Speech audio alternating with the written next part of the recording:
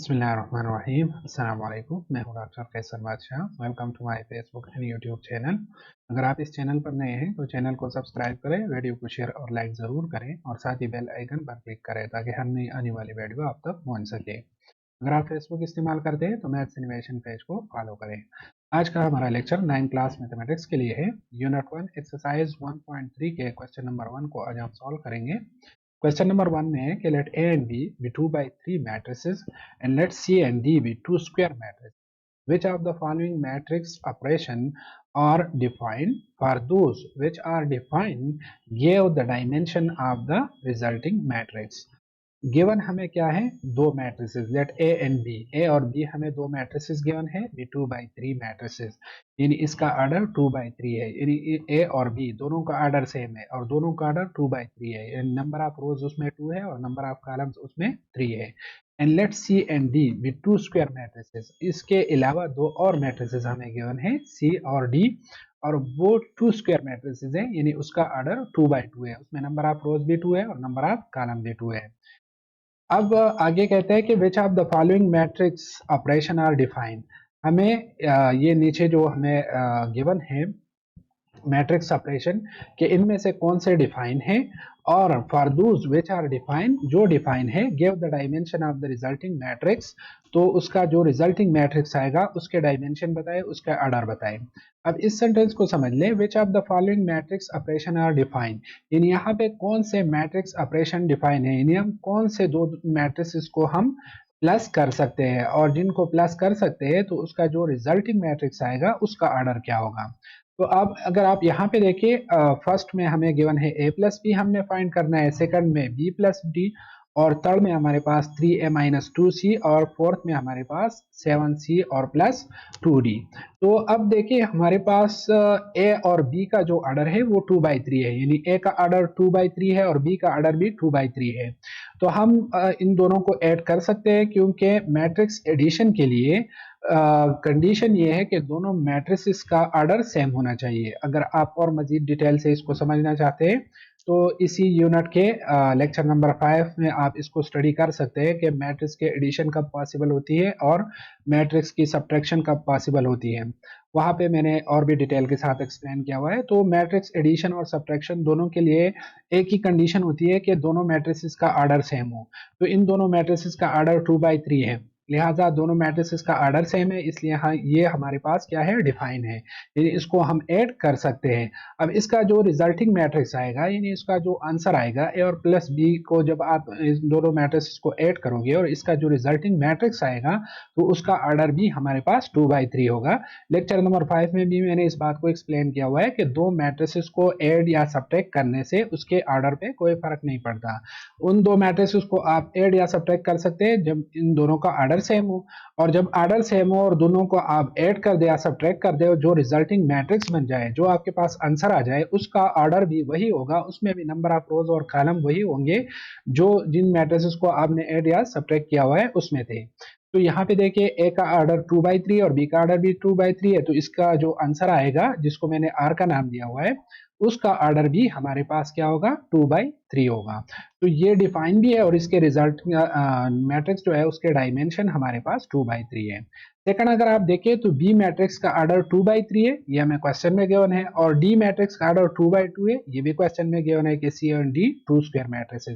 अब अगर आप यहाँ पर देखें तो इन दोनों का ऑर्डर सेम नहीं है, जब ऑर्डर सेम नहीं है तो इन दोनों को हम प्लस नहीं कर सकते, तो ये डिफाइन नहीं है। अगर ये डिफाइन होते तो फिर हम इसके रिजल्टेंट का डायमेंशन बता देते, जैसे हमने इस फर्स्ट पार्ट में डिफाइन किया हुआ है। अब नेक्स्ट हमारे पास थर्ड जो है वो हमारे पास है 3a 2 × 3 माइनस 2c, जो है वो 2 by 2 मैट्रिक्स है।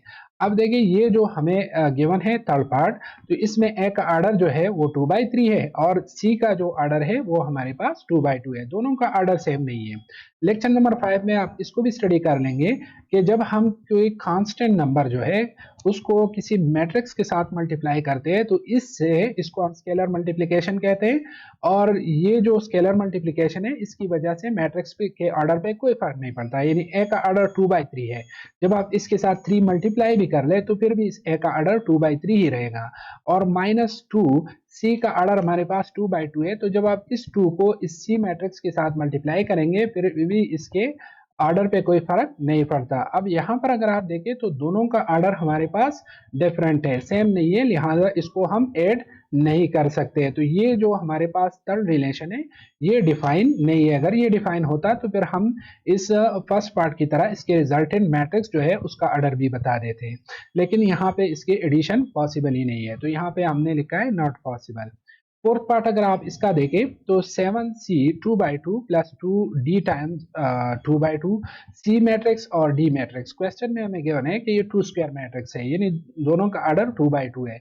अब पहले जैसे मैंने बताया और लेक्चर नंबर 5 में भी मैंने इस बात को डिटेल के साथ एक्सप्लेन किया हुआ है कि किसी स्केलर मल्टीप्लिकेशन को किसी स्केलर को आप मैट्रिक्स के साथ मल्टीप्लाई कर दे, इससे इस मैट्रिक्स के ऑर्डर पे कोई फर्क नहीं पड़ता। तो 7 को आप सी के साथ मल्टीप्लाई करेंगे तो फिर भी इसका ऑर्डर 2/2 रहेगा, और 2 को जब आप डी के साथ मल्टीप्लाई करेंगे तो अगेन इसका ऑर्डर जो है वो 2/2 रहेगा। तो लिहाजा ये हमारे पास डिफाइन है क्योंकि इन दोनों का ऑर्डर हमारे पास सेम है, तो इसको हम ऐड कर सकते हैं। और जब हम इसको ऐड कर लेंगे तो जो हमारे पास रिजल्टेंट मैट्रिक्स आएगा उसके ऑर्डर पे कोई फर्क नहीं पड़ता, वो भी हमारे पास 2/2 मैट्रिक्स ही होगा। नेक्स्ट हमारे पास क्वेश्चन नंबर 2 है, ये मल्टीप्लाई मैट्रिक्स ए बाई 2, यानी ये जो हमें ए मैट्रिक्स गिवन है इसके साथ आप 2 को मल्टीप्लाई कर दें। 2 जो है हमारे पास स्केलर है, तो इसको हम ए के साथ जब मल्टीप्लाई करेंगे तो इसको हम कहते हैं multiplication of matrix by real number, या इसको हम स्केलर मल्टीप्लिकेशन भी कहते हैं। और इसको भी लेक्चर नंबर 5 में मैंने पूरी डिटेल के साथ एक्सप्लेन किया हुआ है विद एग्जांपल।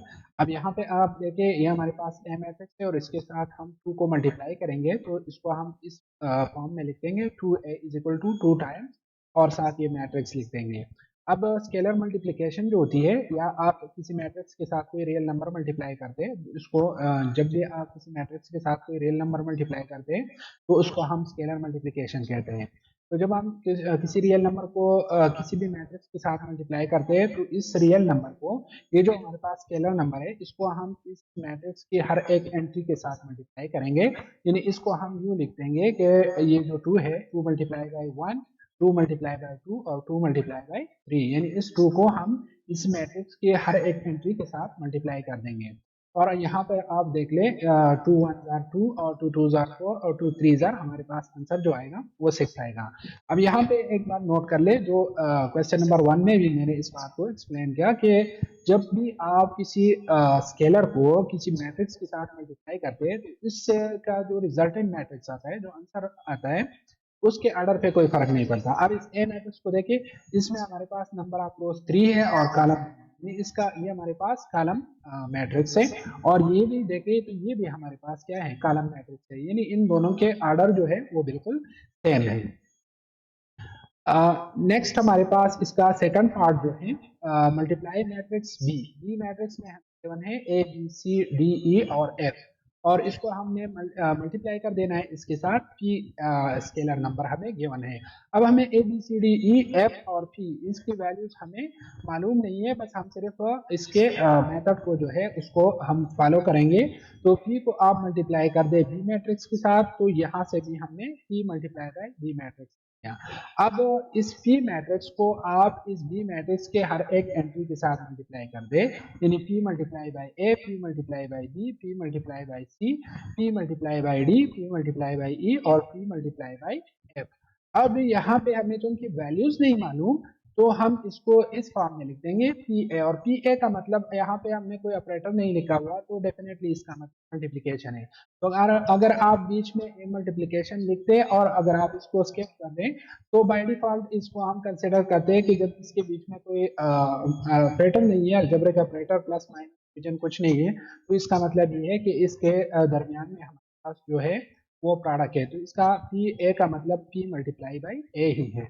इसी तरह PB, PC और PD और PE और लास्ट जो है वो हमारे पास है PM। कहने का मतलब ये है कि जब भी आप किसी स्केलर नंबर को जो है, किसी स्केलर को आप मैट्रिक्स के साथ मल्टीप्लाई करते हैं तो सिंपल आपने उस स्केलर को इस मैट्रिक्स के हर एक एंट्री के साथ मल्टीप्लाई कर देना है, और इससे इस मैट्रिक्स का जो रिजल्टेंट मैट्रिक्स है उसके ऑर्डर पे कोई फर्क नहीं पड़ता है, यानी उसका ऑर्डर चेंज नहीं होगा, उसका ऑर्डर वही होगा जो जिस मैट्रिक्स के साथ आपने मल्टीप्लाई किया है, दोनों का ऑर्डर सेम है।